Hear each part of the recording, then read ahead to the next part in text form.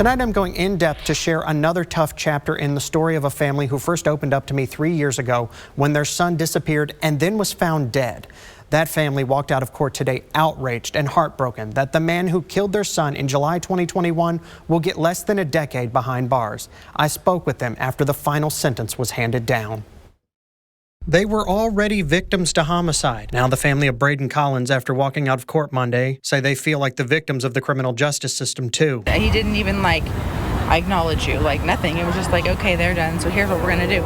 With tears in their eyes and hoping for a miracle, Braeden's friends and family packed into a courtroom and pleaded for the judge to throw out a plea deal for Kaya John Pritchett. Pritchett shot Collins in the back of the head in July 2021 after Collins hitched a ride with him. Afterwards, Pritchett burned his own car with Collins' body inside. Pritchett and prosecutors reached a plea deal late last year in exchange for accepting guilt. Pritchett would spend just under 10 years in prison for Collins' death that happened back in 2021. And that final sentence was handed down Monday to the agreed upon terms. I never said Braeden was perfect because he wasn't. He was your typical 18-year-old boy.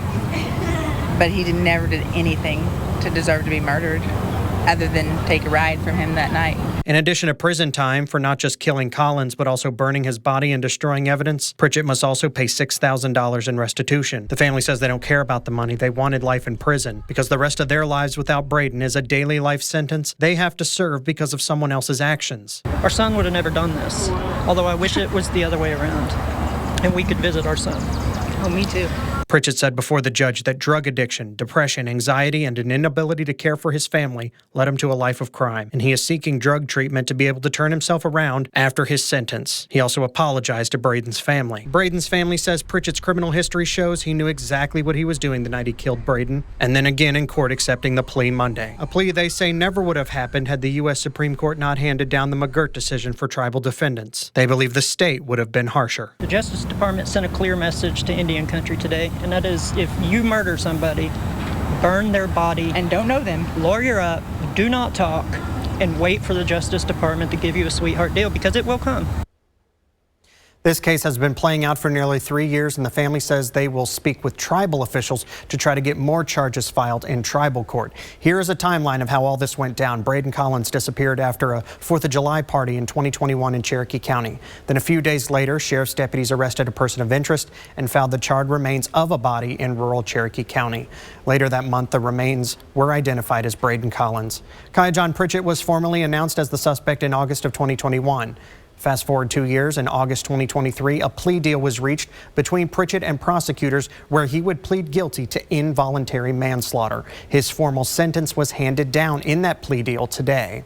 The Supreme Court's McGirt decision will be 4 years old this coming summer. Since July 2020, tribal citizens who commit crimes on tribal lands cannot be arrested and prosecuted by state and local law enforcement. Instead, federal and tribal law enforcement must be the only ones who make the arrest and can only be the ones who prosecute and convict, either in federal or tribal court. The Supreme Court ruled when Oklahoma became a state, Congress did not disestablish the Indian reservations inside of it. The man behind the McGirt ruling will be free any day now. He could already be out. Earlier this month, a judge ruled Jimsy McGirt served out all of the terms of his sentence. Instead of getting a new trial in federal court after the landmark Supreme Court case, McGirt took a plea deal that dropped him from a life sentence to 30 years. His attorney successfully argued in court that between credit for time served and the Bureau of Prisons' 85% rule, McGirt served his time. Governor Kevin Stitt had plenty to say on this subject shortly after that ruling. McGirt is what started this whole mess and this whole jurisdictional problem. But this guy is a child rapist. He should still be in prison. We had him in prison until his defense attorneys came up with a crazy scheme. Due to concerns for McGirt's safety, his exact release date is not being announced, and the facility he is being released from will also not be shared. Once released, he will live with family in southeastern Oklahoma. A big development happened right here in Green Country for another high-profile McGirt case. On Friday, a tribal citizen is headed back to prison. Kimberly Graham was convicted of killing 5 people during a drunk driving crash in 2007 and was sentenced to over 100 years in prison. Graham is a tribal citizen and was freed under the 2020 Supreme Court McGirt decision. Soon after, she was put back in prison because of another court ruling clarifying McGirt. And then last summer, she was released again when a federal judge said Graham's 14th Amendment rights were violated. Graham turned herself into the Tulsa County Jail this weekend to be rebooked into prison. She can appeal to the U.S. Supreme Court. The city of Tulsa is looking for its own solution to the McGirt ruling, saying the state and Congress are too slow to act. Last summer, in his State of the City address, Tulsa Mayor G.T. Bynum announced he wanted the city to seek out agreements with the tribes whose lands fall within the city of Tulsa. He wants to form a new law enforcement agreement to get everyone on the same page. Now, my dream for the year ahead is that Chief Hill and Chief Hoskin and Chief Standing Bear and I can go out and tell the world that we've identified a path forward and that Tulsa will become the center of Native American excellence for the whole world in the 21st century. However, last week while visiting Tulsa and talking about tribal issues, Oklahoma Governor Kevin Stitt said he will not allow cities to form their own law enforcement agreements. He says the right to compact solely belongs to the governor's office, and he wants equal treatment across the board and not a patchwork when it comes to local law enforcement.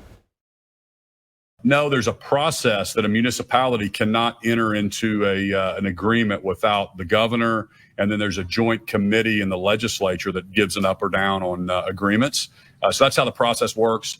And, you know, we think that's probably the best way. The executive branch, the reason our founder set it up this way is I have a view of the whole state.